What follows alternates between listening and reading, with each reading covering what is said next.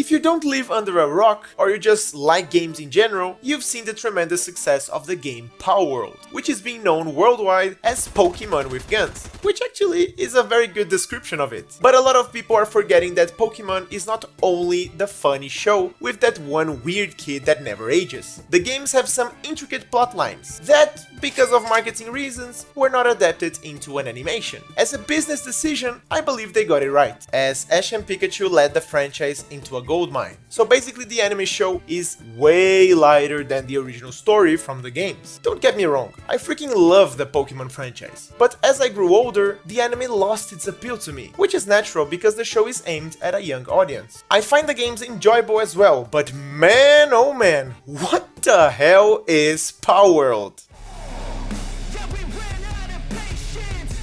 It's been a while since I've had so much fun playing a game, and I'm aware that the Pokemon community, of course not as a whole, but a big chunk of it, is really mad at Palworld, because of reasons that I won't talk on this video, as that's not the focus here. The point of this video is to show you guys how dark the manga Pokémon Adventures really is, and that even the inventor of Pokémon, Satoshi Tajiri, said that, and I quote, "This is the comic that most resembles the world I was trying to convey." Which is a wild statement, if you think about it. Like, he created the whole Pokemon universe. The actual truth is that Pokemon Adventures is the most consistent and faithful adaptation of what the mind of Satoshi Tajiri tried to deliver. So if you like Pokemon or even Palworld, you should definitely check the Pokemon Adventures series. It's still ongoing with the colossal number of 566 chapters to the date of this video, with every big arc being equivalent to a Pokemon main game. So you definitely have a lot of content to enjoy. Now, if I didn't convince you to read this series yet, here's a top 6 of the most Palworld/darkest moments in Pokemon Adventures. Oh, and remember, there are going to be spoilers on this video, but I'll always mention the part of the manga so you can skip if you want. Now, let's start with a crazy one. In the Pokemon games, we usually have a group called the Elite Four, that are basically the most powerful Pokemon trainers of that region. In its equivalent game, this group does not participate too much in the story. But on Pokemon Adventures Yellow, these trainers are not only powerful, but evil. And they plan to create the perfect world for Pokemon, a world where humans don't exist. Yep, you figured it out, these guys want to commit a mass genocide. Damn, Daniel! So yeah, imagine if the anime portrayed that. Ash and Pikachu against potential mass murderers. Now thinking about it, it would be pretty lit. Number 2. At the same time that we have these Elite Four guys, we usually have 8 gym leaders per region. On Pokemon Adventures Gold and Silver, we get to see one of the gym leaders kidnapping not 2, but 6 kids. Yep, 6 children, because he wanted to use their potential to help him achieve his final goal, that it was capturing a Pokemon that controls time. In this manga, you would get surprised by how far the characters are willing to go to accomplish their goals. Like this old creep wearing a mask. What a weirdo. Number 3. Alright, on this next one, I want you to imagine the following scenario. You just witnessed most of your friends and your father get murdered in front of you, but then everyone gets revived, leaving you with that memory. That's what happened with one of the protagonists from Pokemon Adventures, Ruby and Sapphire. Everything turns out good, but he will still have those memories of his loved ones dying right in front of him. We are still on number 3 and at least 7 kids got traumatized. Boy oh boy. But we need to keep going, as this manga traumatizes way more child characters than I would like. What a wholesome content, right? Number 4. Going right back to traumatizing kids, we have a pretty heavy one. Some context is needed here, so on the plotline of Pokemon Adventures Black and White, we get to know the main villain, Ghetsis, and we see how he treated and abused his adopted son, N. Yes, his name is N, but let's not talk too much about that now. So N grew up with this abusive father who tried to brainwash him into hating humans and prepare him to eventually become the leader of an extremist organization named Team Plasma.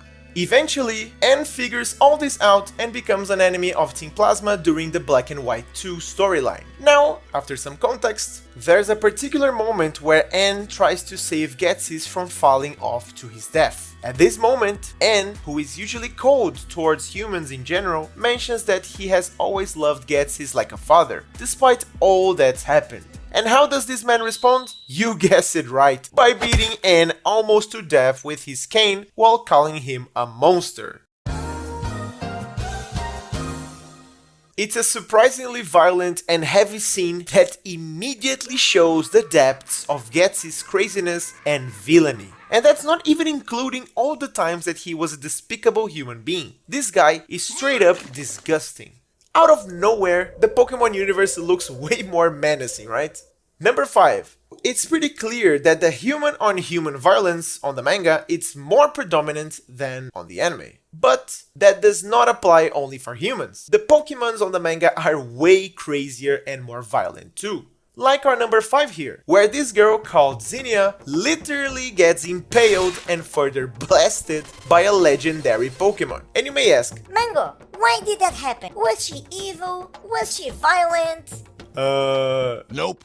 She just wanted to bond with the Pokemon, like befriend it. And then out of nowhere, this happens. So yeah, who would have guessed that a giant legendary dragon serpent thing would be aggressive? Not Zinnia apparently. At least she somehow managed to survive. But it doesn't make the scene any lighter. I for sure did not expect that. And to seal the deal, number 6.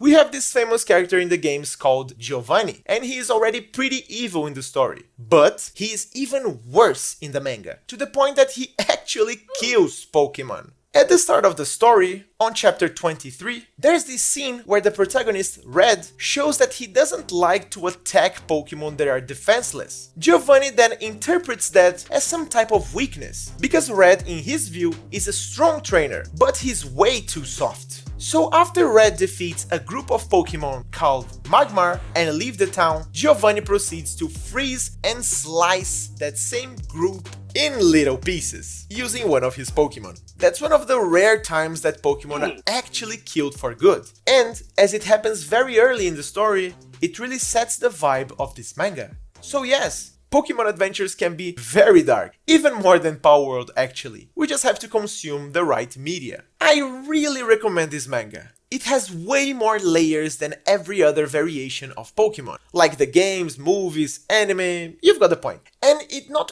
only has layers, but it is a pretty well-built story. If you don't believe me, then believe the creator of the Pokemon universe. He definitely can vouch for this manga, as he did before.